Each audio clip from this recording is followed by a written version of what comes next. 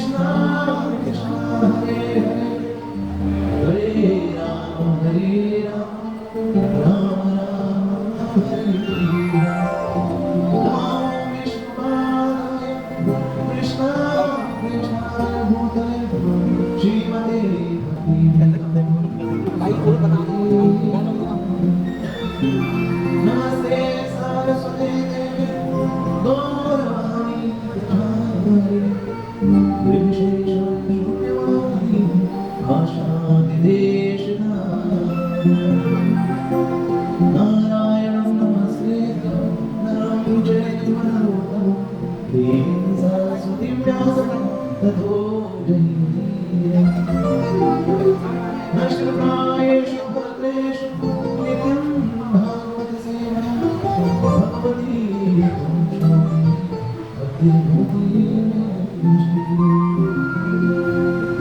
रामाय रामचन्द्राय रामभद्राय वेदसे रघुनाथाय सीताये श्री राम राम रामेति नमे रामे मनोरमे सहस्रनाम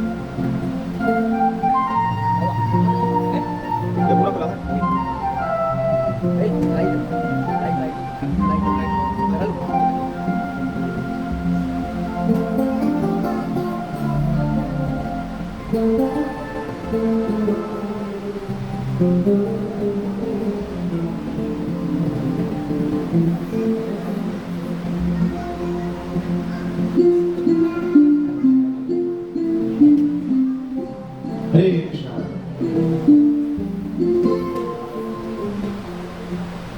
गंगा बहुत पावन है,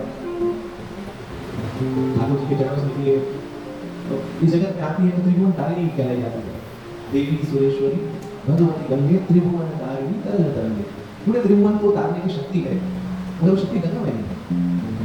गंगा के स्रोत में, गंगा के स्रोत में ठाकुर जी के चरण पर है। तो ठाकुर जी के चरणों में इतनी शक्ति है कि पूरे त्रिभुवन को तार सकती है। मतलब हमारे आचार्य हमारे गुरुजन की चर्चा करते हैं कि ठाकुर जी के चरणों में इतनी शक्ति है तो उनके मुख में इतनी शक्ति नहीं, उनकी वाणी में इतनी शक्ति नहीं। सच कि ठाकुर जी की वाणी इतनी शक्तिशाली है कि जो ठाकुर जी की वाणी पति जी का आगे कथा के रूप में, तो वो केवल पाप कर्म के फल को नहीं देती है, बल्कि पाप करने की जो इच्छा है उसी को जड़ मूल से ही समाप्त कर देती है। यह ठाकुर जी की कथा है जो कि हम मदद से देती है। तो हाँ, गंगा में स्नान करना चाहिए, अपने आप को पवित्र करना चाहिए, मगर सबसे बड़ा जो मंगल में कोई कार्य हो सकता है तो ठाकुर जी की कथा का श्रवण करना ही है। इस कथा सागर में डूबते हमारे हृदय के पावन करें। जो अनंत करने की इच्छा है तो केवल अनंत निवृत्ति नहीं होती है, अनंत निवृत्ति तो हो जाए पुण्य बनता है, क्योंकि अंदर जो मोटर है पाप करने की वो बन गई है। तो कथा ऐसी प्रेरी है ठाकुर जी की पाप कथा, हृदय में जो पाप करने की मोटर है उसको सदा करने के लिए उठा के फेंक देना। तो उनकी करुणा विधान रघुकुल कमल मातर श्री दशरथ नारायण कुशल्यानंद रघुकुल प्राणनाथ श्री राघवेंद्र सरकार की पावन कथा में सबको आने का सौभाग्य मिला। तो चर्चा कर रहे हैं श्री रामचंद्र जी के निजी पार्षदों की, उनमें सर्वप्रथम है श्री लखनलाल जी। लक्ष्मण जी की जब कुछ बात करें पहुंचे थे भैया सुमित्रा देवी के पास, तो प्रसंग ये चल रहा है श्री लखनलाल जी अपने प्राण श्री रामचंद्र जी के साथ वो भी वनवास में जाना चाहते हैं। श्री रामचंद्र जी अगर नहीं रहे तो खूब करने में होते हैं, अंततः श्री रामचंद्र जी की हार आनी पड़ती है और कहीं जाओ सुमित्रा से, भैया सुमित्रा से अनुमति ले लो। सुमित्रा ये कहते हैं कि मुझे अनुमति की आवश्यकता नहीं है, मैंने तुम्हें पहले दान दे दिया है। श्री रामचंद्र जी जाती है, फिर लौटे हैं लक्ष्मण श्री जी के पास, अब अनुमति मिल गई है, चलो लेके चलो मेरे साथ। बोलते उर्मिला से, पत्नी उर्मिला से अनुमति लेके उर्मिला के पास पहुंचते हैं। उर्मिला बड़ी सुंदर चित्रकारी कर रही है। जैसे ही पहुंचते हैं पीछे से बात ऐसी उर्मिला को चित्रण कर रही है, सुंदर सा राज सिंहासन बनाया हुआ राजमहल के अंदर श्री रामचंद्र जी उस राज सिंहासन पे विराजमान है। बगल में जानकी जी है, लखनलाल जी है, उर्मिला जी को आवाज बुला रही है, समझ भैया पूरा इंडिया वहाँ पर और जैसे ही नीचे लेकर लाके हवा लगाते हैं कि इतने में ही सारे जो रहते हैं स्टील में पड़ जाते हैं तो बर्बाद हो जाता है। तो क्या कुछ होती है लेकर लाने से बोलते हैं बता देना चाहिए कहाँ पाए तो बता सके लेकर से जान से आप आए।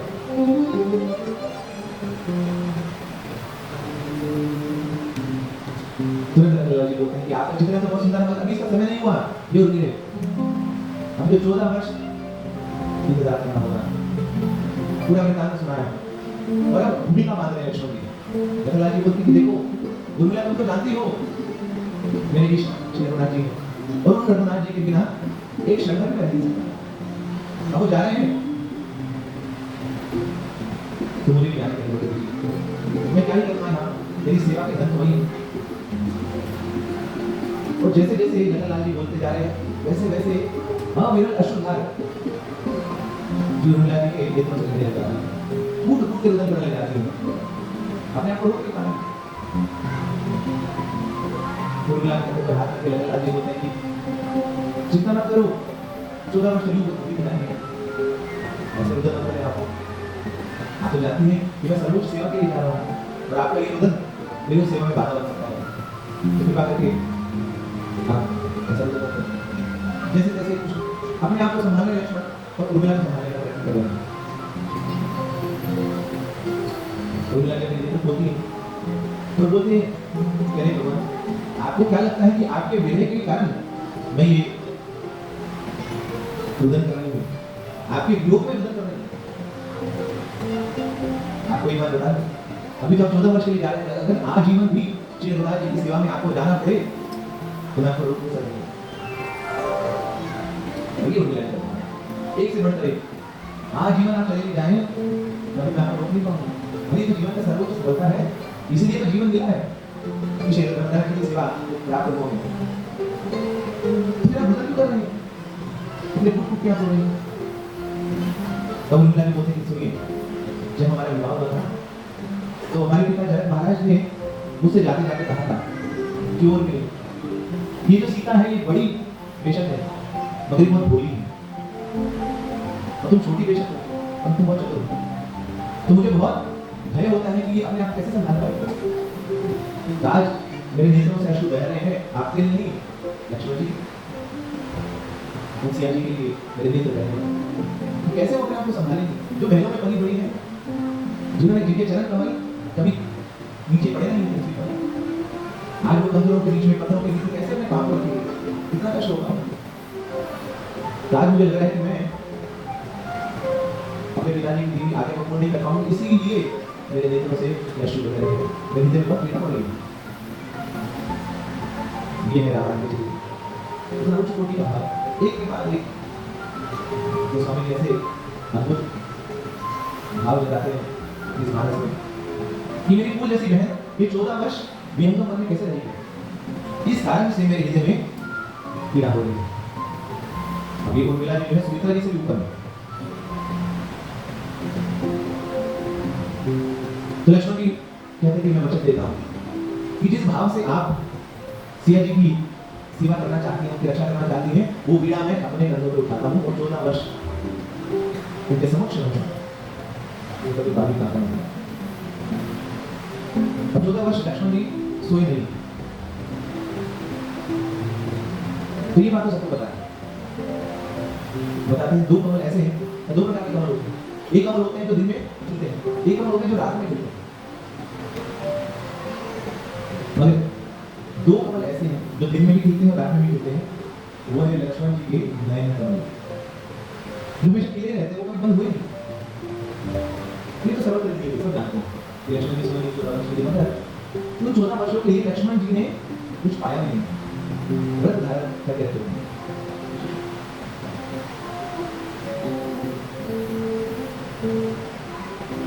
जो भोजन नहीं किए लक्ष्मण जी राम जी का मूल खाते थे और कुछ भाग छोड़ देते थे जानबूझ के लक्ष्मण जी कि वैसे तो कुछ पाएगा नहीं लेकिन उद्देश्य समझ के तो पा लिया मगर लक्ष्मण जी उसमें से भी कभी कुछ पा लिया तो पा लिया बड़े सुंदर कार्य करते थे उस उद्देश्य के साथ वो सोचते थे अगर मैंने पा लिया पेट भर के पा लिया तो फिर माता की आगे को मुंह नहीं कर पाऊंगा भोजन खाने से नहीं आती, लेक्चर कब हो रहा है, भोजन से बाद में भोजन करें, भोजन के बाद में लोग घर पे खा के आएंगे, उन्होंने की डिग्री कैसे मिलेगा आपको, लेट हो गई। तो माता के आगे को पूर्ण करने के लिए भोजन खा लिया, निद्रा आएगी तो स्वप्न आएगा, तो स्वप्न में दुर्भाव नहीं करना, ये मेरी माता की आज्ञा है। तो निद्रा में भी मिले, उधर में भी मिले। तो श्री राम जी को शादी पाते थे, कुछ छोड़ देते थे, लक्ष्मण जी क्या करते थे, उसको शादी को ले लेते थे, कुछ पत्र में उसको भर लेते थे, मान देते थे, और फिर अपना धनुष उठा के प्रत्यंचा करा के अयोध्या की तरफ उसको शादी को छोड़ देते थे, और सीधा जाके उर्मिला भवन में पहुंचता। इस माध्यम से प्रत्येक दिन उर्मिला देवी को प्रसाद पहुंचता था। कोई कहेगा कि तो पति है, पति का कर्तव्य है। हाँ, लक्ष्मण जी जानते हैं मैं यहाँ पे रह के भोजन नहीं पा रहा हूँ, मैं जबकि श्री राम जी के साथ हूँ, वो उर्मिला मुझसे उतनी दूर रह के कैसे भोजन करनी होगी, वो तो निश्चित रूप से उपवास ही रखनी होगी। तो ये असहनीय पीड़ा में लक्ष्मण जी अगर तुरंत क्या ये पति है तो ठीक है, मैं तो सेवा में लगा हूँ, पति को प्रसाद दिलाती हूँ। और दूसरे बता दें लक्ष्मण जी आचार्य भी, आचार्य क्या करता है, खुद सेवा में लगता है और प्रसाद शिष्य को पहुंचा देता है। खुद यहाँ पे लगे सेवा में श्री रामचंद्र जी, और राघव जी का प्रसाद उधर पति को मिला। अब ये हमारे समाज का नीति है, धर्म पत्नी की, घर में बैठे हैं पति की सेवा कर ले और उनको धर्म के मार्ग में लगा के रखे, तो पति जो भी आध्यात्मिक कार्य कर रहा है उसका सारा फल पत्नी को भी नहीं होगा।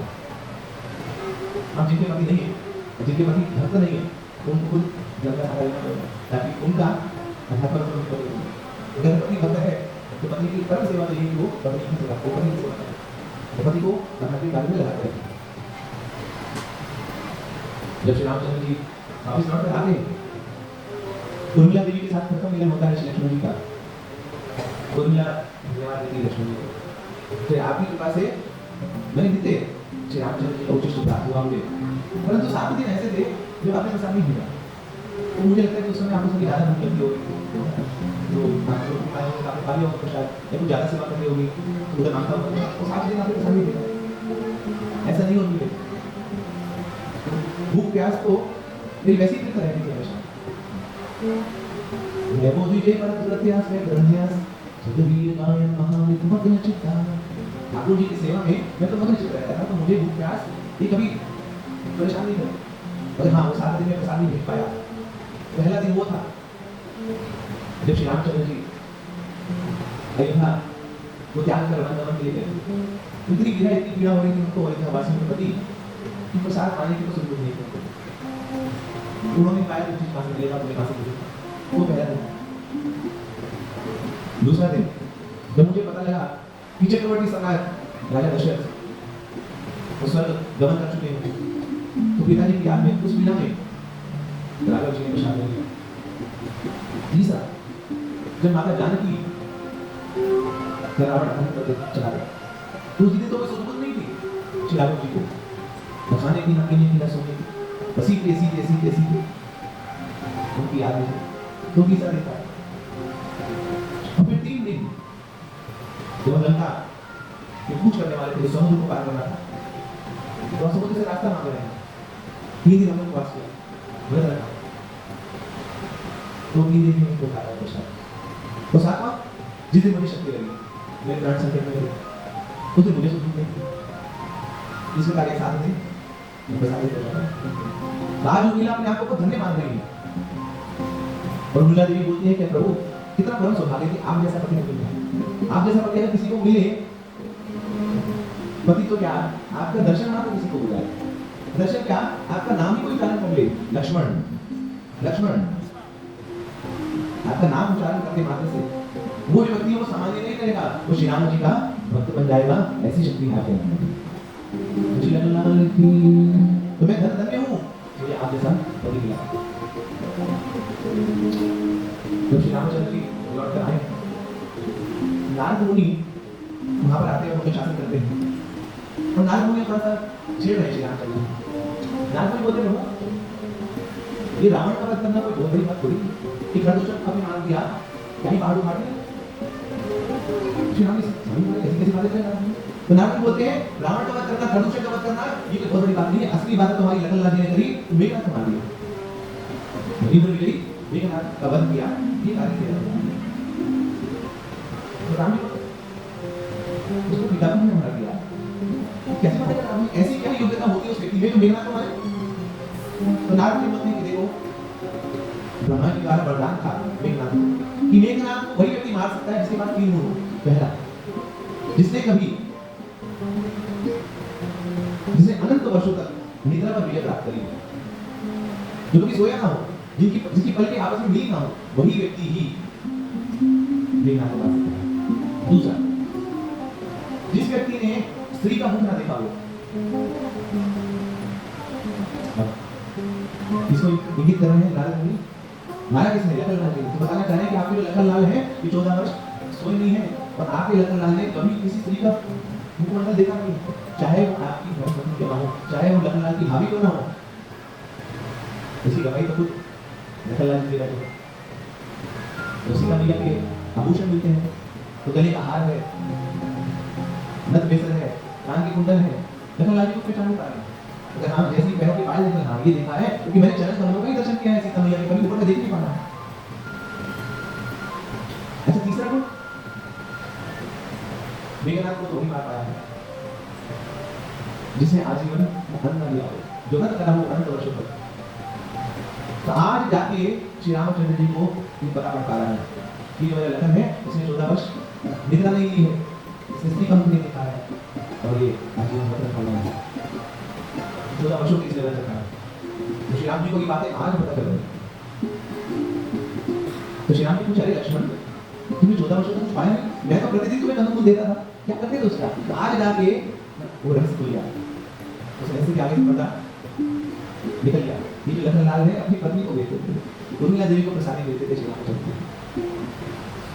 लखनलाल बोलते प्रभु मुझे पता नहीं है, प्रसाद पाता तो नींद आती तो स्वप्न आते स्वप्न आता तो माता की आगे को पूर्ण नहीं कर पाता कि स्वप्न में भी आपका कोई दोष नहीं देखना। तो स्वप्न नहीं लेना है इसलिए निद्रा नहीं लेनी है, निद्रा नहीं लेनी है इसीलिए प्रसाद खाना है। फिर क्या करूं, आपका प्रसाद है ना, वो तो अमृत है। तो आपकी एक और शिष्या जो आपके शनालक है उनको वो प्रसाद पहुंचाएगा। लक्ष्मण जी आचार्य हैं, आचार्य का कार्य भी होता है उनके ऊपर शनालक जितने भी शिष्य हैं उनको ठाकुर जी का प्रसाद देना। तो एक प्रसाद जो होता है वो अन्न का प्रसाद, और असली कार्य आचार्य करते हैं, ठाकुर जी की जो वाणी है वो दे देते हैं प्रसाद के रूप में, और ये सबसे बड़ा प्रसाद है। तो संत की सबसे बड़ी कृपा उसके चरणों में नहीं है, उसके मुख में। जब अपने मुख से वो ठाकुर जी की वाणी को गाता है, ठाकुर जी के संदेश को पहुंचाता है, तो सबसे बड़ा प्रसाद।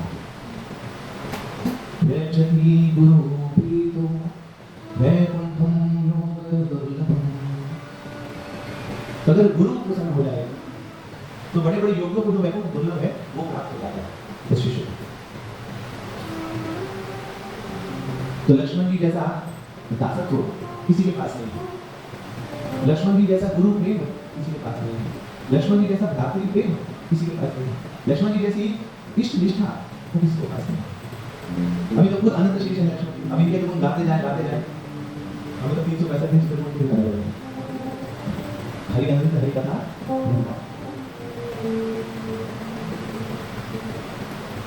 श्रेष्ठ पति भी है, श्रेष्ठ गुरु भी है, श्रेष्ठ दास भी है, श्रेष्ठ अनुज भी है। जब भरत जी चित्रकूट में आए, लीला आगे सुनेंगे के साथ समैयाओं के साथ, तो उर्मिला जी के साथ आई। अब जानकी जी सोचिए कि लक्ष्मण जी उर्मिला का क्या करके आए। अब उर्मिला जी तो लक्ष्मण को होंगी, छोटी बहन है हमारी, और मुझसे भी बड़ी तपस्वी तो उर्मिला है, मैं तो मेरे पति के साथ है ना, ये तो बेचारी अकेले कहां में रहेगी वहां पर। तो जानकी जी ने उर्मिला जी को बुलाया, बोले इधर आओ, ऐसा करो कि भवन में जाओ, वहां पे कुछ पूजा की सामग्री है उसको लेकर आओ। तो नीति और देवी को अपने भवन को दिया। भवन तो क्या था, तापस वेश विशेष उदासी, 14 वर्ष राम वनवासी। तो वनवास में यहाँ छोटी सी कुटिया है, वहां पे भेजा, और इतने में लक्ष्मण जी को बुलाया, लक्ष्मण जी यहाँ पे आई, मेरी कुटिया में ना कुछ सामग्री है पूजा है, गंध धूप दीप नैवेद्य को लाने गया। जैसे लक्ष्मण जी पहुंचे वहां पहले उर्मिला देवी बैठी, उनको देख के समझ गए वो सारी व्यवस्था तो हमें नहीं लगी, हम दोनों मिला है। तब उर्मिला देवी लखनलाल जी का गुणगान करती है, तो बोलते कि वैसे तो आप मेरे हृदय के बगीचे में सदैव रहते हैं, आप मेरे हृदय के बगीचे के किरण हैं, मगर अभी कुछ समय से वो जो है वो बाहर का दृश्य देखने आया है। तो बताना चाहें कि आपको मेरी संबंधी है और मैं भी आपकी हूँ, ये बगीचा आप ही का मेरे लिए। ऐसा भी कभी तुम्हारे कोई पूछना चाह रही है कि आप मेरे हृदय के बगीचे को छोड़कर के बाहर दुनिया देखने क्यों आए? श्री रामलाल जी बोलते हैं कि देखो मेरे मन आने के बहुत सारे कारण हैं। एक कारण सब जानते हैं, श्री रामचंद्र जी की सेवा, जो बिना मैं क्षण में नहीं रह सकता हूँ, उनकी सेवा हेतु ही मैं इस वन में आया हूँ। और दूसरा कि श्री राघव जी की उपस्थिति के बिना मेरा व्यस्त जीवन पूर्ण नहीं। मैं किसी को भी सही से उत्तर नहीं दे पाऊंगा मेरे जीवन में राघव जी नहीं। अगर राघव जी नहीं है और मैं तुम्हारे साथ हूँ तो कुछ ना कुछ विकेट हो जाएगा हमारे व्यस्त जीवन में, कुछ दुर्भाव आ जाएगा। इसलिए अपने व्यस्त जीवन को बनाने के लिए मैं श्री राघव जी के साथ चला। अब अंत में लखनलाल जी बोलते हैं कि आप जानते हैं इन समस्त कारक के मूल कारण तो आप हैं। मेरे प्रभु मुझसे तो त्रुटि हुई क्या? मेरी सेवा में तो त्रुटि हुई जो आप मुझे कार्य बता रहे हैं।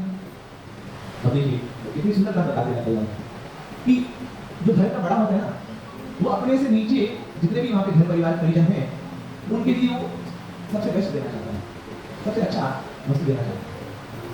बड़ा भाई है कभी शॉपिंग करने गया, कभी ले तो कुछ ले लेगा, मगर छोटे भाई को भूल जाते हैं भाई ये इसके लिए बड़ा अच्छा लगेगा, ममता तो उसकी देगी, प्रेम तो उसकी देगी। तो तुम अपनी चीज देने गया होगा साथ साथ कुछ ना कुछ बाहर ले आएगा। अब लखनलाल जी बोलते हैं कि देखिए बोला स्वयंवर हुआ था श्री रामचंद्र जी के लिए और श्री रामचंद्र जी को योग मार्ग मिल गया सीता जी, मतलब बीच में नौकरी लगी हजारे लोगों की, और मुझे मिल गई आप उर्मिला देवी। और आप ऐसी तपस्विनी हैं, ऐसी योगी हैं कि आपके लिए कुछ योग्य वर होना चाहिए था।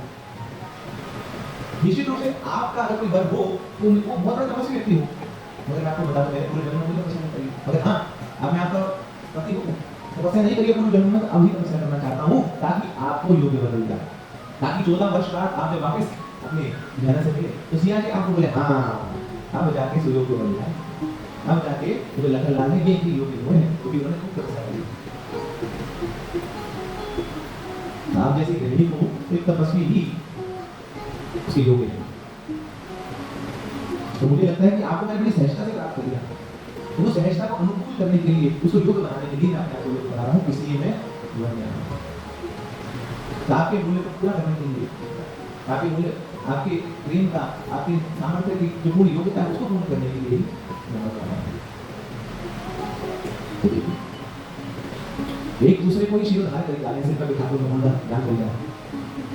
अद्भुत चरित्र हैं सब श्री राम जी के वीडियो में आश्चर्य होता है, कितने बखान करे उतना कम लगता है, कितनी चर्चा करे मुझे चलचल को होती है कि कहाँ ये लोग और कहाँ हो, कितने गए गुजरे हो, कितने निकृष्ट है हमारे विचार, हमारे मन हमारी चीजें। मगर हाँ एक आशा है, अब इनका दामन हमने थामा है, बताया वो मार्ग में चल पाएंगे, इनके कुछ गुणों को हम भी अंगीकार कर पाएंगे नहीं देंगे। वैसे उर्मिला जी लिखते हैं स्फूर्ति देने वाले हैं श्री लखनलाल जी महाराज की। तो जितने वर्ष लखनलाल जी से दूर रहे, जो श्री उर्मिला देवी उनके वियोग में जीवित रह पाई केवल उनके बचनों के कारण, बचनों से स्फूर्ति कर रहे हैं उनके प्रेम से। ये सब श्री लखनलाल जी का प्रेमत्व है, उनका दासत्व है, उनका भातृ प्रेम है, उनकी इष्ट निष्ठा है, और ऐसी अनंत गुण है लखनलाल जी का। मगर अभी लक्ष्मण जी बोलते हैं भैया आगे देना जाता मेरे बारे में बोलते हो, आजकल बहुत लोग उनके बारे में बताइए, अरे मैं क्या भक्त हूँ, मैं तो साथ रहेगा कोई भी खुद मान ले, मैं तो दिखावे वाला भक्त हूँ, मैं तो श्री राम जी के साथ हूँ, मगर एक मेरा भाई है जो दूर रह के भी मुझे कई गुना ज्यादा सेवा में लगा है, वो है भरत महाराज। तो उनके बारे में तो बताइए तब जाके कथा तुम हो। तो भारत के चक्रवर्ती सम्राट श्री दशरथ जी महाराज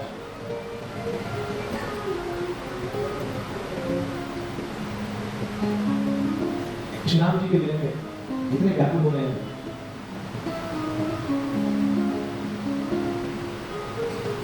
उसके लिए 2 बार मांगी है श्री दशरथ महाराज से, और उन वरों को प्रदान करने में अपने आप को इतने असमर्थ महसूस करने दशरथ महाराज कि राजा होते हुए भी अंत हो गया, सब कुछ होते हुए भी सब उजड़ गया। ये अयोध्या जो प्रकाशमान होती थी दिन में ही वहां पे अंधेरा छा गया, ऐसी अवस्था होगी दशरथ महाराज। श्री रामचंद्र जी वहां को जा रहे हैं सीता सहित, लक्ष्मण सही जाते जाते दशरथ जी महाराज सुमंत को भेजते हैं साथ कि सुमंत देखो अभी राम हट में है, अभी मानेगा नहीं, इसको ऐसे करो रथ में बिठा के थोड़ा सा घुमा के वापस ले आना, 2-4 दिन जितना ही बोले, और जब इसका हट टूट जाएगा, मान कम हो जाएगा तो वापस अयोध्या में जाना है। कुछ दिन बीच में सुमंत लौटे नहीं है, अब यहाँ पे दशरथ महाराज इतने व्याकुल है, हाँ सुमंत कहाँ, सुमंत कहाँ, सुमंत कहाँ, जानकी वो राम कहाँ है सब? कुछ ही समय में सामने देखो सुमंत लौट रहे हैं, मतलब कुछ समझ नहीं सुमंत के दशरथ जी महाराज घर के और तेज हो चुके हैं, बड़ी विकल अवस्था में पहुंच चुके दशरथ महाराज। सुमंत से पूछते राम कहाँ है? तब सुमंत पूरी भूमिका बांधते हैं, बताते हैं कि हम यहाँ से निकले थे, पहला हमारा विश्राम था तलसा नदी के तट पर, दूसरा विश्राम था गंगा नदी के तट पर, और वहां पे निषाद राज गुहा किस कुटिया में रात्रि में उठे, और निषाद राज गुहा को श्री राघव जी आज्ञा देते हैं कि वट कृष्णा दूध निकालो और मेरे केशों में लगा दो, मेरे केशों की जटा बना दो। तो जैसे जैसे वो जटा मारी जा रही थी, लक्ष्मण जी की आंखों से झर अश्रुधारा हो गया कि सब तो त्याग दिया मेरे भ्राता ने, इस सुंदरता का लक्ष्य जो केश थे आज वो भी त्याग दिए, उसको जटा क्यों बना दिया? दशरथ महाराज आपके सारे पुत्र ने एक निर्णय ले लिया है कि वो 14 वर्ष से पूर्व अयोध्या लौटेंगे, और जैसे ये सुना दशरथ महाराज ने जिस स्थान पे खड़े थे वहीं पे गिर पड़े, इधर कैसे वज्रपात हुआ, बिल्कुल मूर्छित अवस्था में वहां पे गिर चुके हैं, और ऐसा प्रतीत हो रहा है कि अब तो अपनी अंतिम सांसें ले रहे हैं। सुमित्रा देवी आई, थोड़ा स्पर्श किया शरीर का, मतलब समझ गए कि रघुकुल का जो सूर्य है वो अस्त होने वाला है। तुरंत को शैला बोलती हैं, बताती हैं कि अब हमें गुरु वशिष्ठ को बुलाना चाहिए, ये चक्रवर्ती सम्राट अपने प्राणों को दक्ष करने वाले हैं। सब कह रहे हैं महाराज धीरज रखिए, धीरज रखिए। दशरथ महाराज की क्या स्थिति? सो धनुरागी गर्भ में काना, सो धनुरागी गर्भ में काना, सो धनुरागी गर्भ में काना,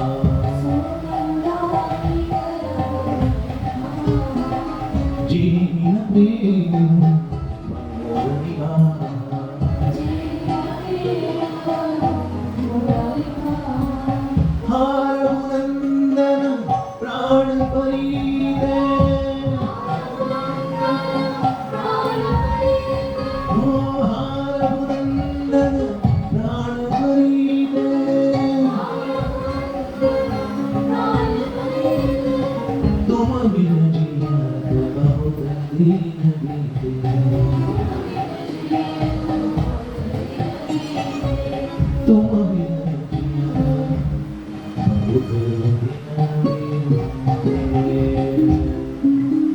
दशरथ महाराज बोलने कहे मेरे जो प्राण है वही जा चुके हैं, और अब इतने दिन बीत चुके हैं कि अब तुम्हारे बिना जिया नहीं जा रहा। कितने दिन बीते हैं? 6 दिन बीते हैं बस।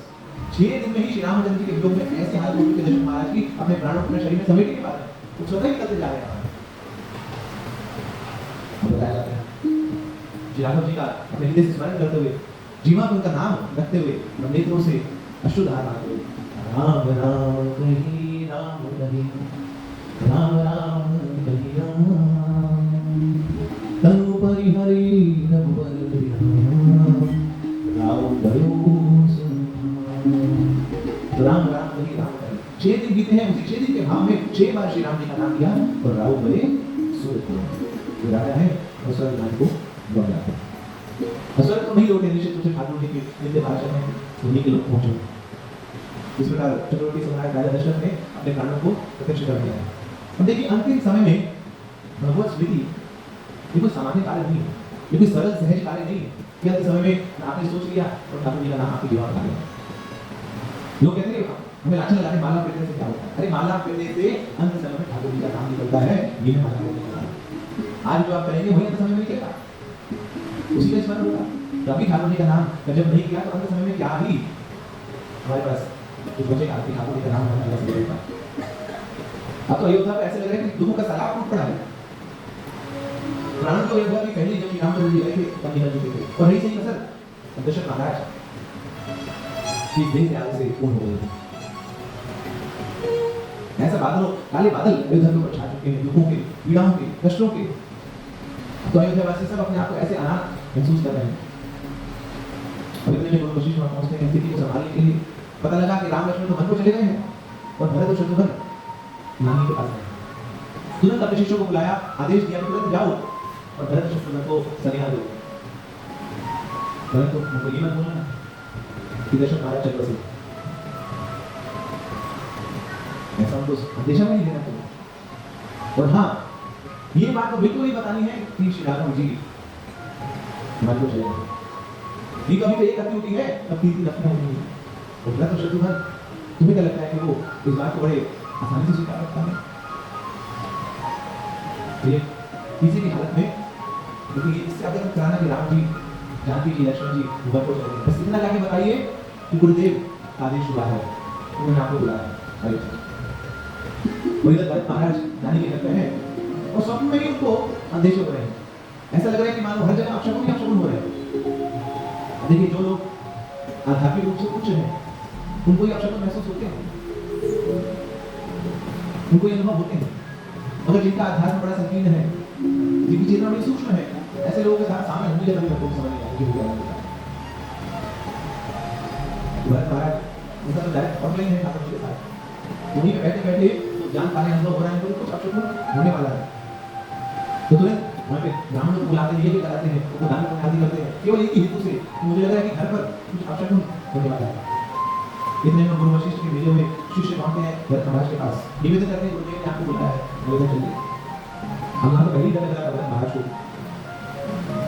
हम यहाँ पे जो शिष्य आए हैं उन्होंने संकेत दिया है, जल्दी चलिए। तो तुरंत वहाँ पर शत्रुघ्न के साथ चलने को तैयार हुए हैं। नाना जी से आगे मांगते हैं, क्षमा याचना मांगते हैं कि गुरु जी ने बुलाया है। तो ये देश पहले से हुए थे भरत महाराज, तो जहाँ पर प्रेम आनंद होता है ना, वहां पर इस प्रकार के अंदेशे होने लगा। एक बच्चा है, माता पिता कहने पे विदेश गया पढ़ाई करने के लिए, मना करता है, माँ मुझे आपको छोड़ना नहीं है। माँ बोलती जा बेटा पढ़ा, आप भी बनेगा तो पढ़ जाएगा। एक दिन यहाँ पे माँ बीमार हो जाती है, वहाँ पे बैठे बैठे उस बच्चे का अंदेशा होने लगा है।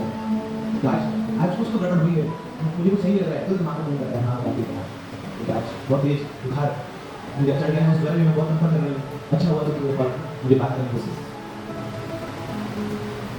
तो भरत महाराज में अंदेशे हो रहे हैं वहाँ पर। तो हवा से बात करते हुए ऐसे घोड़े उड़ाए भरत महाराज शत्रुघ्न बगल में बैठे हैं। जैसे अयोध्या में प्रवेश किए,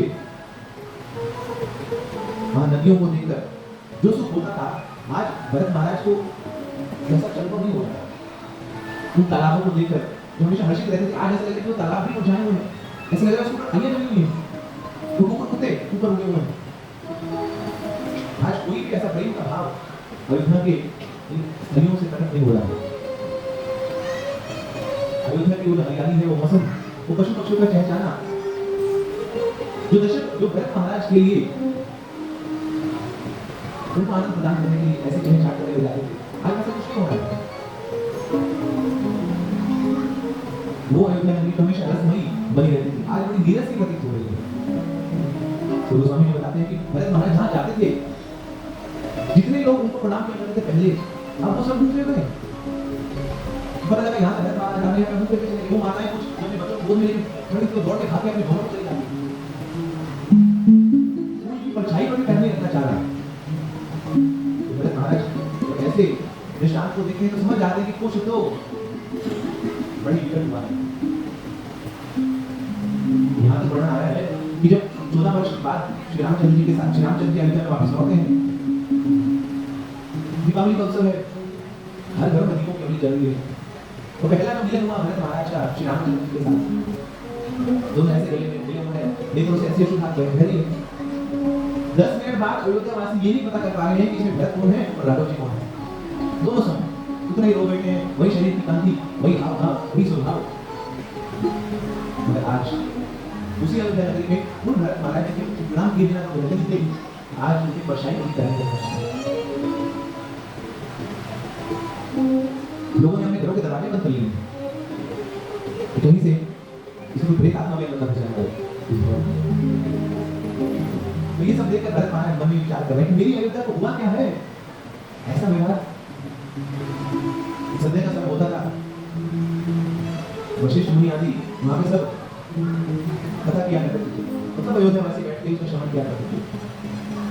आज जैसे कि मेरे को पता चला भरत आ गया तुरंत वहां पर थाली लेकर पहुंच गई, भरत के आदमी का स्वागत करते हैं। प्रथम प्रश्न तो धर्म महाराज जी पूछते भैया प्रतिदिन यहाँ पर संध्या में सुंदर कथा हुआ करती थी, कहाँ है वशिष्ठ मुनि, कहाँ है सब अयोध्यावासी, उनको छोड़िए, ये कौशल्य भैया कहाँ है, ये जानकी जी कहाँ है, मेरे भ्राता श्री रामचंद्र जी कहाँ है, मुझे उनका दर्शन करना है। आज ये अयोध्या इतनी उजली उजली सी नजर आ रही है, इतनी मायूस नजर आ रही है, सब मुंह फेर रहे हैं मुझसे, कुछ हुआ है क्या भैया, कुछ घटित हुआ है क्या? तो भी कहीं भैया वो बोलती बात बात में सकल सवाई मंथरा सहाय विचार कछुकदार विधि बीच दिखायो भूपति सुरपति पूर्व धार्यो।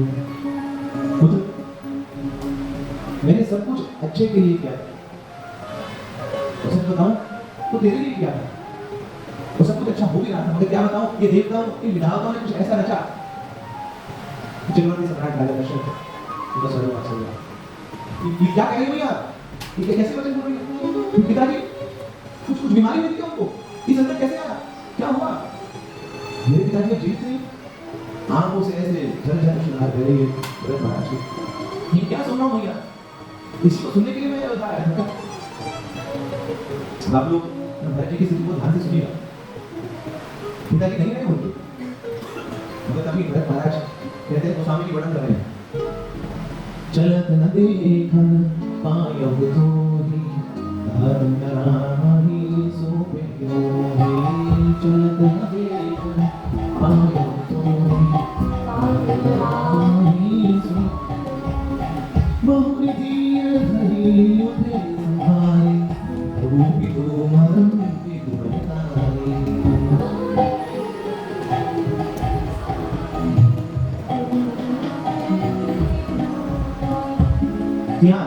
भरत महाराज पिताजी के उस के पास पहुंचे, पिताजी आपको जाते समय एक बार मेरी याद नहीं आई, कम से कम जाते हुए मुझसे मिलकर तो जाते, मेरे आने का तो थोड़ा इंतजार करते हैं। लेकिन अभी बात क्या कहते भरत महाराज कि आप मेरे बिना क्यों चले गए पिताजी, तो कम से कम इतना तो विचार करते कि ये जो भरत है वो अनाथ हो जाएगा आपके बिना, आपको जाना था आप चले गए, तो कम से कम इतना तो करके जाते मेरा हाथ मेरे भ्राता श्री राम के हाथ रखे जाते, कम से कम मुझे उन्हें सुपुर्द तो करके जाते कि एक पिताजी गए हैं तो दूसरे पिताजी मेरे पास में अनाथ न होता। पिताजी अपने धर्म का कार्य पूर्ण किए बिना रिक्त स्थान छोड़कर चले गए, उस शब्द को भी पूछ रहे हैं, इतना प्रेम है भरत महाराज का श्री रामचंद्र जी, पिता को भी कोसने को तैयार है, उस शब्द पे भी आंच लगा इधर ये भाव है कि मुझे राम जी को सुपुर्द तो करके जाते था, मैं किसी का तो होके जाता हूं। तो भरत महाराज विकल होके जोर जोर से कूद कूद के रो रहे हैं, विषाद में आ रहे हैं। मां ने खूब समझाने का प्रयत्न किया, बेटा ऐसे नहीं होते, हृदय से लगाया। भरत महाराज बोलते भैया मुझे जल्दी मेरे भैया से मिला दो, श्री राम जी कहाँ है, रामचंद्र कहाँ है, मुझे उनसे मिला दो। भैया पुनः पुनः आश्वासन देने का प्रयास करिए, चुप नहीं हो रहे हैं। भरत महाराज बोले कि नहीं मुझे मिलाओ, मेरे राघव जी कहाँ है, उनसे मिलाओ मुझे, वो से एक बार मिलूंगा ना मेरे हृदय को संतुष्टि मिल जाएगी, वो ही मुझे संतुष्ट कर पाएंगे, मेरे हृदय को शांत कर पाएंगे, एक बार मुझे उनसे मिला दो। तभी के लिए बोला बेटा मैं तुम्हारे पिता से वरदान मांगा, दो वरदान मांगे, एक बार बता तो तुम्हारे लिए पहला वरदान मांगा कि तुम्हारा राज्याभिषेक होगा नाम करना, ऐसा तुम्हारा हाथ हुआ भरत महाराज गिर पड़े हुए ये वचन सुनते के लिए। और दूसरा वचन दूसरा वरदान तो केवल तुम्हारे लिए था, तुम्हें सुरक्षा प्रदान करने के लिए मैंने दशरथ महाराज से राम को 14 वर्ष का वनवास मांग लिया, अब तो मूर्छित पड़ने लगे, ऐसे अगर चेतना निकल जा चुकी है, प्राण निकल जा चुके हैं, तो जैसी अवस्था में आते हैं स्थिति में आते हैं, अब तो भरत महाराज पूरे राम वर्ण के पूरे आग बुला है, ऐसे क्रोध से भरे हुए हैं, रक्त पूरा ठंडा पड़ा हुआ है भरत महाराज का। पिताजी की मृत्यु सुनने के बाद जो हाथ पैर कंपन कर रहे थे अब वो कंपन करना भी बंद कर दिया, अब तो बस एक मूर्ति के समान ही खड़े हैं। कोई व्यक्ति जब विषाद में होता है तो इतनों से अश्रु गिरते हैं, मगर जब उसके प्राण ही निकल जाए तो व्यक्ति जीवित तो होता है, वो मूर्ति के समान ही है, कुछ बोल नहीं पा रहा है, कुछ खा नहीं पा रहा है, श्वास कुछ नहीं, बिल्कुल मौन हो गए, स्तब्ध हो गए। और एक तक भाव से बड़ी बड़ी आंखों से एक और भी देखते नजर आ रहे हैं। भैया बार बार जाती है, गली गली से लगाती है, कुछ डालती है, उनको लग रहा है कि अब मुझे वचन बोले कि देखो बेटा भरत 14 वर्ष तो यूं बीत जाएंगे, मगर अब तू राजा है, तू राजा बनेगा और मैं तेरी माता हूँ, तो मैं राजमाता बनूंगी, तू चिंता मत कर, सब सही हो जाएगा।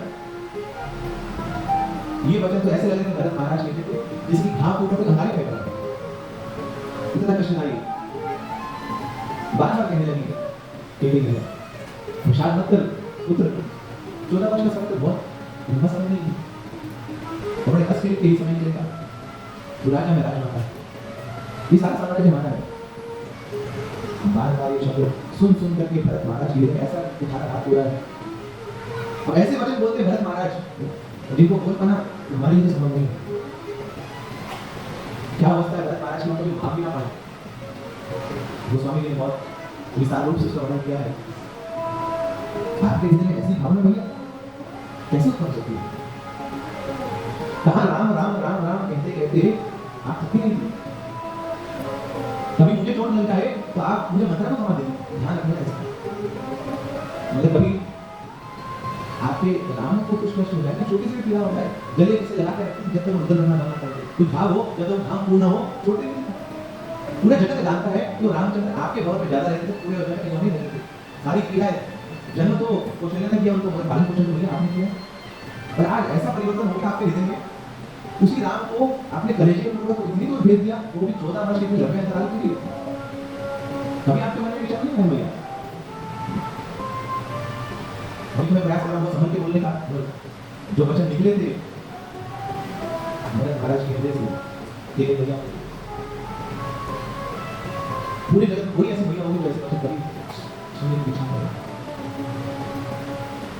भरत जी महाराज तो इतना कह जाते कि भैया ये जीवन रखकर नहीं आती, जिस जीवन से आपने भरत महाराज अपने दशरथ महाराज से वो वचन मांगी, वो वरदान मांगी, पर अंत में तब भरत महाराज बोल देते कि आपका जन्म हुआ तो हुआ, ये विधाता ने मुझे क्यों आपके घर से जन्म दे दिया, कितना दुर्भाग्य है।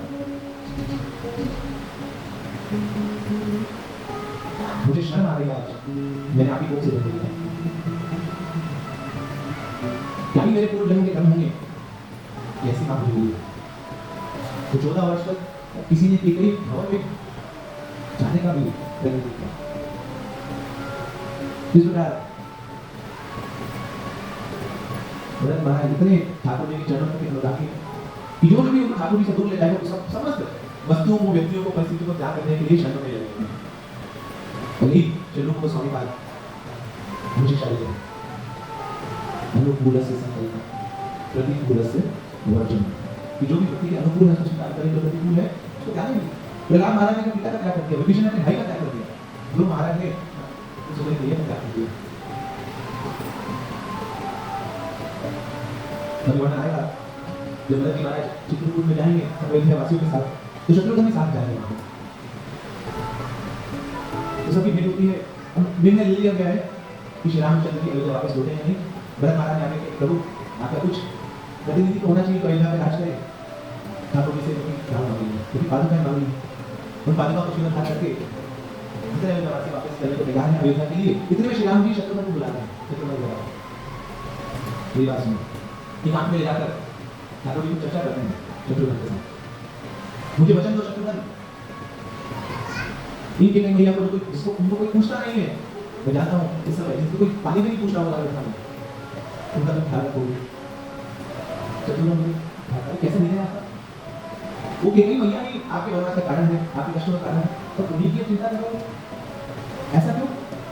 तो श्री रामचंद्र जी बताते हैं हम बहुत छोटे थे, 4 महीने बहुत छोटे थे, हम क्रीड़ा किया करते थे, एक बार खेल रहे थे, गेंद से खेल रहे थे, वो गेंद चली गई एक ही भाग गई, मैंने 12 बता के सबको बोला कि मैं जाता हूँ गेंद लेने के लिए, मैं वहाँ पे गया, ठीक है भैया कुछ वहाँ पे पकवान बना रही, मैंने पूछा भैया क्या बना रही हो, बेटा खिचड़ी बना रही हूँ, ये भैया मैंने खीर खाने की इच्छा है, तुरंत देखे भैया ने खिचड़ी नीचे रखा, खीर चला रही मेरे लिए, खीर बना रही, ऐसा प्रेम फर्स्ट लेके दिया मैंने पूछा ठीक है भैया ये बताओ आप हम चारों में सबसे ज्यादा प्रेम किसे करते हैं? तो कहते भैया बड़े हंस के जवाब देते हैं मुझसे क्या पूछ रहा है? दर्शन कहां से पूछ रहे? मुझसे क्या पूछ रहा है? अपने तीनों भाइयों से पूछ रहे? मुझसे क्या पूछ रहा है? पूरे अयोध्या से पूछ ले कि मेरे हृदय में हमेशा कौन बना रहता है? वो तो तुम ही होशी ना, तुम्हारे अलावा किसी और का चिंतन मुझे होता ही नहीं। अच्छा भैया इतना प्रेम करते हो मुझसे? कि हाँ बोले भैया तुम मुझे कुछ दोगे? ऐसी बात कर रहे आप सब कुछ तुम्हारा ही है, आप भी कुछ मांग के लेना चाहते हो कुछ अनोखी वस्तु तो भी ला दूंगी। अरे रात में स्वप्न में भी तो कुछ मांगेगा ना, सब कुछ छोड़ छाड़ के अपनी निद्रा को एक साइड पे रख के मैं तेरे समक्ष दौड़ूंगी तेरी इच्छा को पूर्ण करने के लिए। बताना क्या चाहिए तुझे? मां पहले वचन दो तो मेरी बात मानो। ये वचन की क्या बात है? आप लोगों के वचन होता है ना, मैं समझ तो तेरे लिए है तो ना तुम मांगो सही कुछ क्या चाहिए? बोले मां पहले तो वचन दो। सोच लो तो कई लोगों ने सोचना क्या सोच लिया जीवन प्राण सब तुम्हारे लिए एक बार मांगो उसने अरे नहीं पहले वचन दो क्योंकि तो भैया बोलते कि हाँ राम मैं वचन देती हूँ जो तुम मांगे मैं पूर्ण करूँगा। अब तो बता अब श्री राम जी बोलते भैया वचन से काम नहीं चलेगा, मेरे सिर पर हाथ रख के सौगंध खाओ जो मैं मांगूंगा वो तो बोलो। कैसी बात है? ऐसी क्या चीज वस्तु तू मांगने जा रहा है जिसे सौगंध नहीं करो तुम मुझे तेरे लिए होगी? मां मैं क्या बताऊं ऐसा कुछ मांग लो जिससे तुम्हें विधवा भी उधार कर सकता हूं। अब तो हाथ कांपने लगे क्या क्या मांगी यार? हाँ जल्दी बताना क्या चाहिए तुझे? तुरंत से क्या हाथ रख दिया चिराग जी बता। अब चिराग जी सरकार बताते हैं देखो ठीक है भैया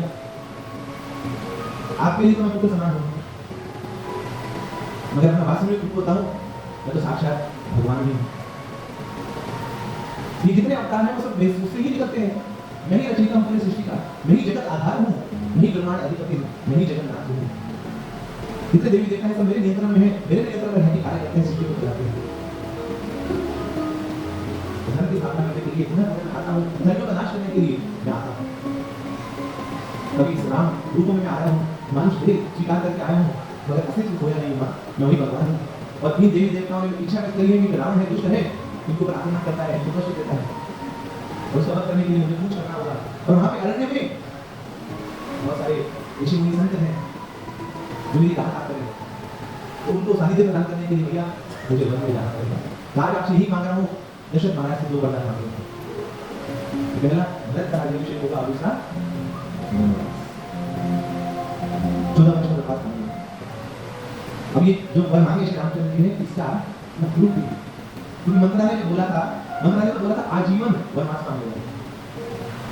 अगर श्री राम जी की 14 वर्ष का फिर मंत्रालय के मुंह से ठीक है कि मुझसे 14 वर्ष नहीं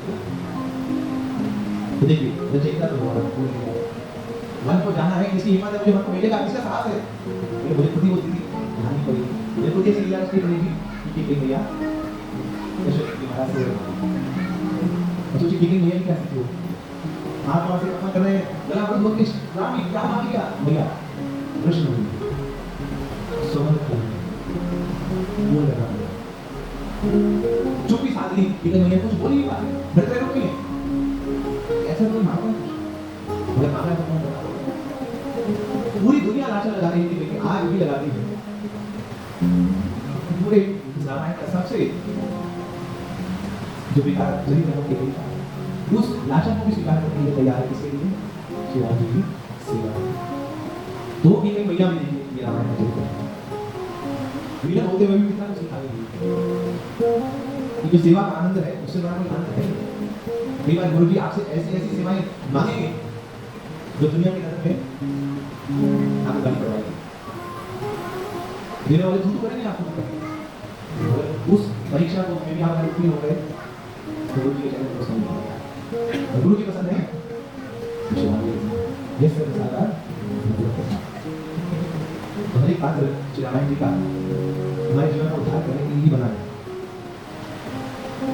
हमारे जी महाराज के तो अनंत गुण है जितना उस गुणों के सागर में होता रहा है उतना हमें महसूस हुआ कि अरे अभी तो सतह बहुत दूर है अभी तो हम सतह में ही हमें गहराई बहुत नीचे है बहुत होते लगा रहे हैं कितने आनंद का सागर है फिर आगे चल के श्री भरत जी महाराज सब अयोध्यावासियों को सम्मिलित करते हैं कि नहीं, अयोध्या के राजा तो श्री रामचंद्र जी अभी हो सकता है हट करके चले जाएं, उनको पुनः याचना करेंगे कि वो अयोध्या वापस लौटे और अयोध्या पे राज करें, वही हमारे राजा है।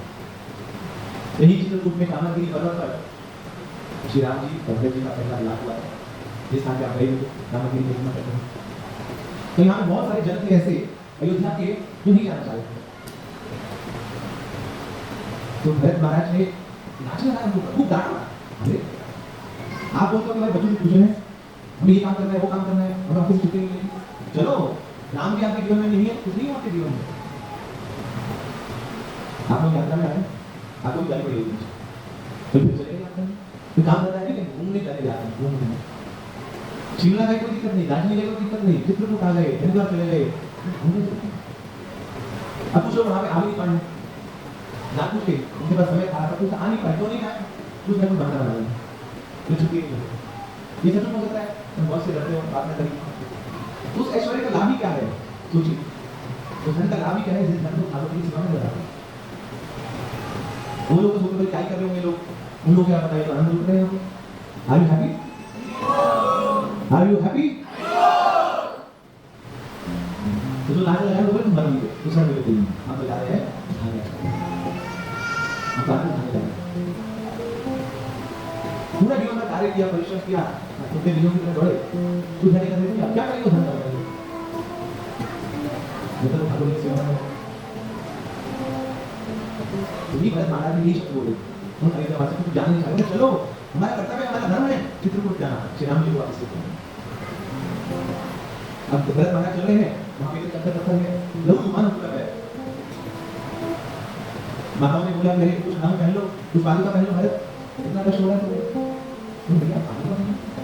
इसी पद पे मेरे श्री राघव जी बिना पादुका के चले, इसी पद पर जानकी जी, लखनलाल जी बिना पादुका के चले। तो मेरा इतना बड़ा होता कि जहां जहां उनके चरण पड़े हैं वहां पे पादुका रख के जाना।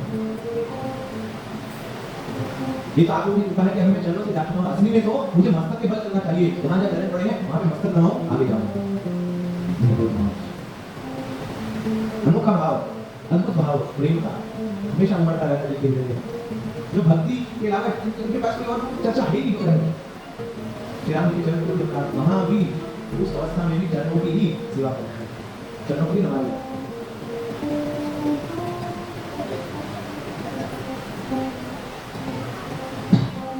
तो बहुत बड़ी बात कही भरत महाराज की, जिस मार्ग पे मेरे भ्राता, मेरे जानकी जी, मेरे लखनलाल जी, उन्होंने चरण रखे, वहां पे मस्तक रखे, उल्टे सिर के बल चलना।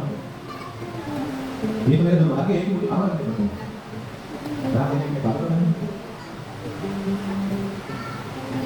तो भरत महाराज काशी में पहुंचे, तो वहां पर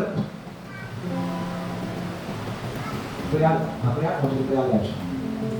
तो प्रयागराज में जाके भीख मांगते हैं भरत महाराज। रघुकुल की रीत रही है कि वहां पर किसी राजा ने भीख नहीं मांगी, भिक्षा नहीं मांगी, आज भरत महाराज वो भी मांगने के लिए आए।